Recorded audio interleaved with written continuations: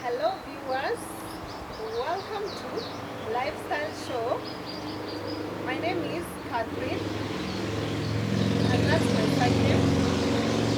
So today I have a visitor and she'll tell us about himself. Tell us about yourself. My name is Kennedy Ocheng. I'm coming from Willinga Wellness Center. I am a counseling psychologist.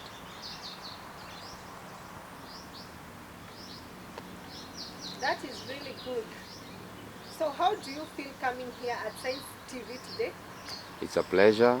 I feel happy. I feel good to be here.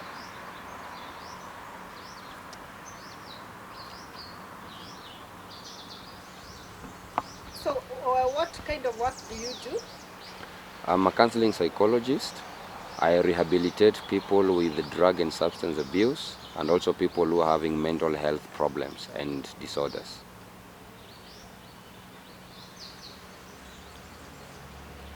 So can you explain briefly about mental health? According to the World Health Organization, we define mental health as a state of well-being that includes our social life, includes our psychological life, but also includes our mental capacity. So when you are healthy in all those spheres, then we consider you to be somebody who is okay. When there is a problem in one of those areas, then we can say that you are having a mental health problem. Yes.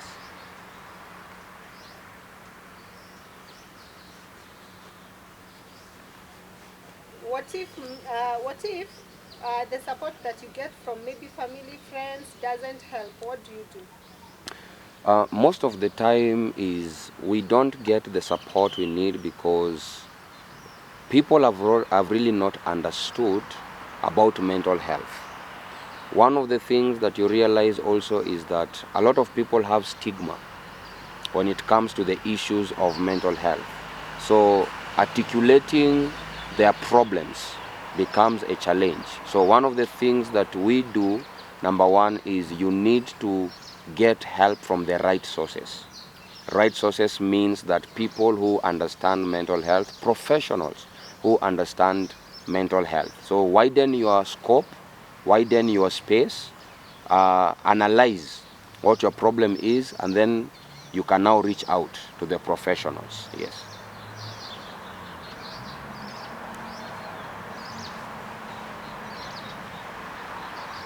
But if someone is not aware of the psychologist and every other person around them, how will they get the help needed? Psychologists are everywhere. We have social media, we have TV platforms, and also we are there for us as Willing Way Wellness Center. Once you just take your phone and you key in mental health, you're going to get information and details that can actually link you up to people that can actually give you the help that you need. So the information is out there. Yes. What if you are deeply in the village? How do you get a psychologist and they don't even know that there are psychologists who exist? That is one of the programs that we are trying even to work with the government so that we have this thing that we call mental health mashinani or sober mashinani, because you realize that Kate has said, there are people who are in rural areas, very remote areas, and they are in need of mental health services, but they don't know how to access the mental health services. And that is one of the challenges that has brought a lot of issues because of superstition, things like that. People don't know. You find somebody who is experiencing mental health and they believe that, maybe it is witchcraft and such kind of things. But we are trying to see, working with the government coming on board, how can they take this awareness to people who are like that. That is why also we need more awareness even on things like radio shows, the TV shows, people going there in persons, teaching them and educating them. The Nyumba Kumi project, such kind of things. The elders in the village, in the society, how can they be educated to understand what mental health is all about. Yes. That is really good. So how do you solve a problem with other, for example, people who don't have social media access? We do outreaches. We do outreach programs. Even for us as a center, we liaise with other teams that are promoting mental health awareness. So we have what we call outreach programs. We can go to a community and assess the people that need the mental health programs, and in that kind of setup, we can now reach to them, educate them to the base level in which they are in. So we have what we call outreach programs. Yes. That is really nice. Has this really helped improve or reduce the level of mental health problems that you're facing? Yes, it has really improved the mental health problems because, like I said when you were starting, one of the challenges we have is that people have not really understood what mental health is all about. And one of the things is, the key thing is to create that awareness. The more people become aware of what mental health is, the more people understand what mental health is all about, the more people comprehend what mental health, things to do with substance addiction, depression, and stress. You realize that they have an easier way now to deal with it. They have an understanding on how to deal with it. So you cannot compare somebody who doesn't have information on mental health and somebody who has information on mental health. The more people become enlightened, the better their lives improve. Yes. So how do you know if maybe I have a mental health problem? How will you know? There are signs for every disease. Usually there are signs. And like we said, the mental health covers a scope of majorly three things. It covers the scope of psychological problems. So in psychological problems, we can have deeper problems, things to do with, let's say, bipolar. We can have things to do with schizophrenia. We can have things to do with substance abuse, things like depression. So it is easier to know because you may realize that one of the key things is your daily life will be impaired. Your normal daily life becomes impaired, either due to stress, due to depression, your relationships with people, your behavior at large, they will change. Your moods, how you have been, will change. So these are indicators that something is actually wrong. So, like I've said, the symptoms vary. Like I've said, you may realize you will have change in moods. You may realize that if it is in line with substance use disorder, it may be, your substance intake may increase. It may be that your relationship with people may start having problems. And so you realize that your daily life is getting deteriorated or it is retrogressing. So those are some of the signs that can tell you are not okay, you are not well. So, for example, I'm depressed. How will I be able to achieve mental? Can you please help us? Because sometimes you might be depressed and actually at some point you're not really understanding it's really a mental health issue, or you're not really understanding that's really depression going on. So how do I get to achieve the education that I'll need to be able to know this is actually a mental health issues? And can you please explain to us deeply to make sure we really understand that this person is actually having a problem that they need help with?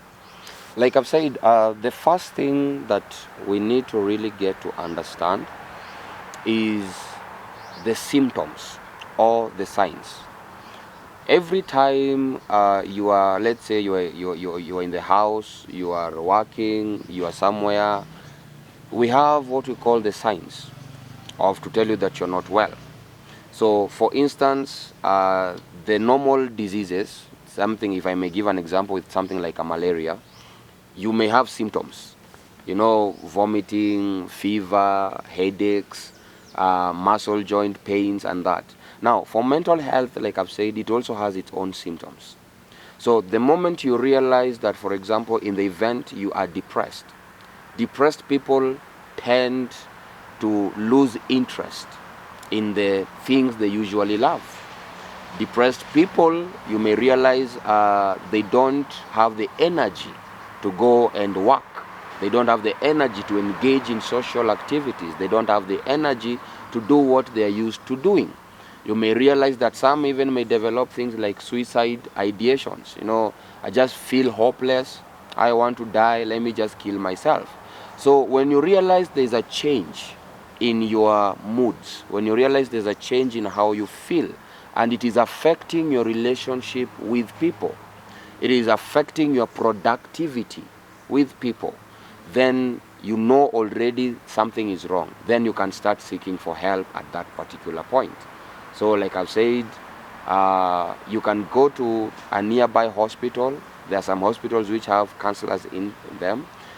You can go to the media. You may have to reach out to now the professionals. And when you talk to somebody who is near, some of us have churches around. You know, we have counselors there who also play a role as pastors. So you can reach out and speak to somebody. Then you enlarge your networking. So that way, one person can relay the information to another. And now you can actually receive the help you need. Yes.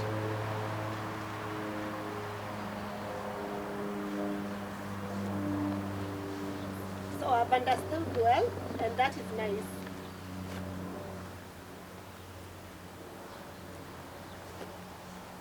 So on these topics of mental health, are these services offered for free, or people have to pay for the services needed? There are no free services, definitely. Though there are things we call pro bono services. It depends with the hospital that you're going to. It depends with the professional that you are going through. You are going to.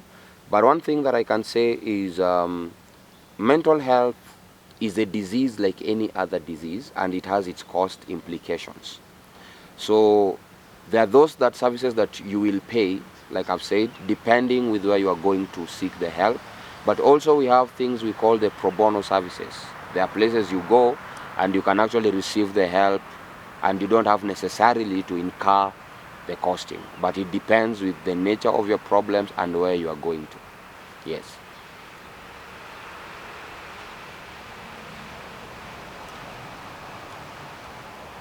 So is it possible you tell us the cures for maybe mental health?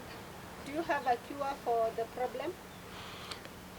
At this time, mental health doesn't have a cure, but it is treatable. There's a difference between something that can be treated and something that can be cured. Treatable means that there are medications, what we call the pharmacotherapy, that you can be given together with now the psychotherapy and the counseling. And the key thing here is to be able to reduce the symptoms that affect the person and increase the productivity of that person.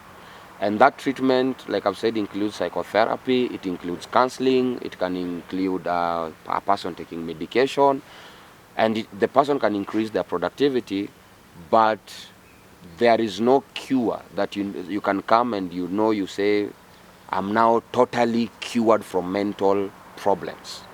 Yes.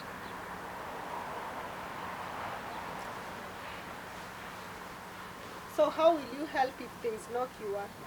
Like I've said, we have diseases that are treatable. Let me give an example. For instance, let's talk of HIV and AIDS. HIV and AIDS we have not yet found cure for HIV and AIDS, but it doesn't mean that it is not treatable through the drugs like anti-ARVs. people can actually become productive, people can have a good life, people can live a normal life as if they don't even have the problem. So that is treatable, but it is not curable. And a lot of mental health diseases fall into that category. You can live a normal life, you can have a very productive and high functioning life. So you just have to learn. That is where the treatment, the psychotherapy comes in. You just have to learn, what do I do, what don't I do, and you have a normal life. Yes.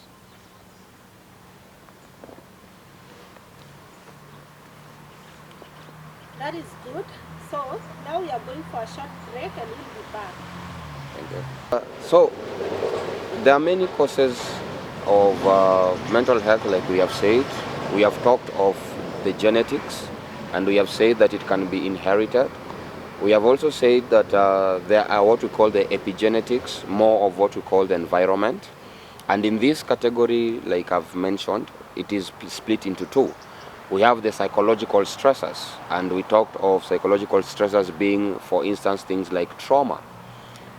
You go through something that is very traumatizing. It can affect your brain chemistry, and it makes you develop mental health conditions.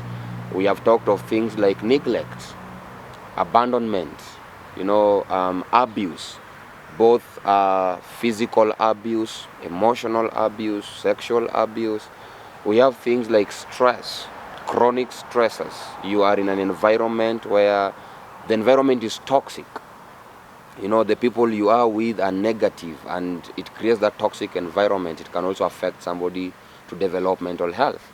We have talked about also social issues. We have cultures and norms that actually contribute to mental health problems.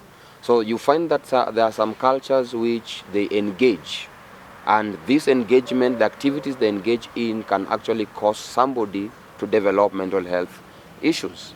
For instance, there are cultures that promote things like drug abuse, alcohol use.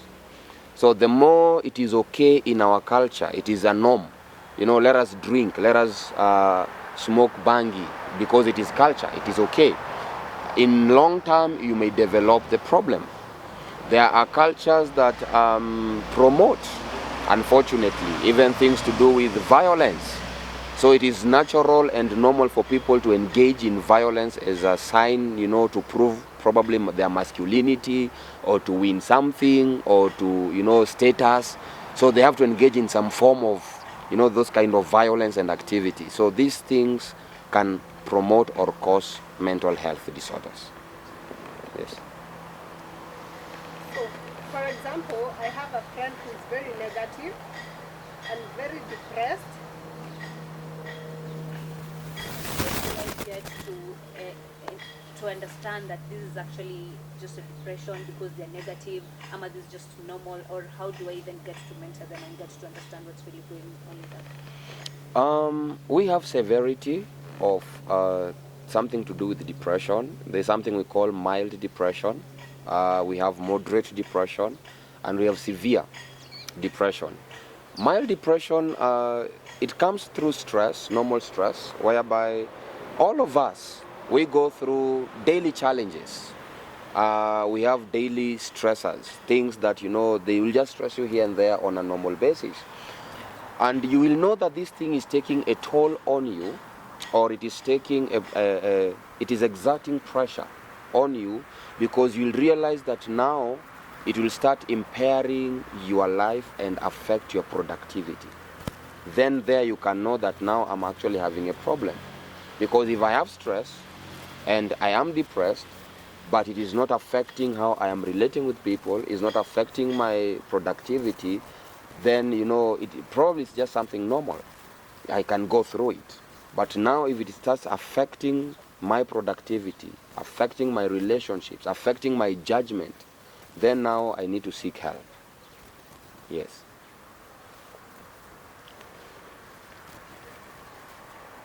So, for example, I have a relative who is always very abusive, and my friend is. So if they have a situation situation where the relatives are relating with people and have relatives and they're really going through stress. So some of them sometimes can actually mean this is not actually normal. It's actually a mental health issue. Yes. Mental health in women and in men manifests differently. Also, at the age gap, or what we call the age difference, it also manifests differently. You find, let me start with the first category. For women, the mental health, when it comes to them, you may realize they internalize more of the emotions. So these are people that you'll just find that, they are moody, they are stressed, they are isolated, they withdraw, and they can only maybe, share with somebody they feel comfortable with. For men, you realize that men become more aggressive. You find that, these men are quick to fight. They engage in what we call risky behaviors, and now they can even digress or get into now, things like even substance use disorder. If it is alcoholism, they now get more into alcoholism. So the aggression, you may realize that it is a trauma that is affecting this person. Teenagers, you realize that, most of them are just rebellious. These children will just become rebellious and they will engage in what we call acting out. So as a parent, or you may have a brother, you may have a sister that is at that age.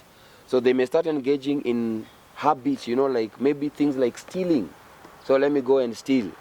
Let me join a bad group. They are just doing things which are just not good. You may realize that they are acting out. We call it acting out. So this person is seeking for attention. It means that probably maybe they are not okay. Something is wrong there.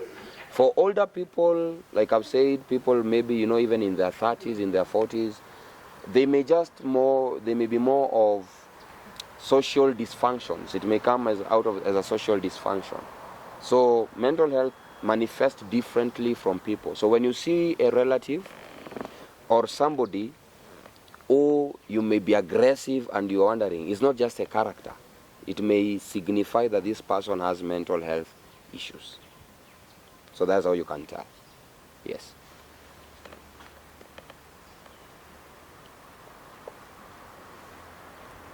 That's been so nice. So I need to understand when these people are coming to you with a mental health problem. So when you're trying to assess the mental health problem, how does it really work clearly for your business? Mental health, we have what we call a criteria that diagnoses mental health. Every disease has its criteria to be diagnosed. For us, right now, majorly for the mental health, we are using what we call a DSM-5. It is a diagnostic manual that is used to measure the mental health. So there are tests that are usually run by psychiatric doctors, by psychologists, and from there we can gather information and know that you have this particular condition or you have this particular mental health. So there are screening tests that are done and those assessments. Yes.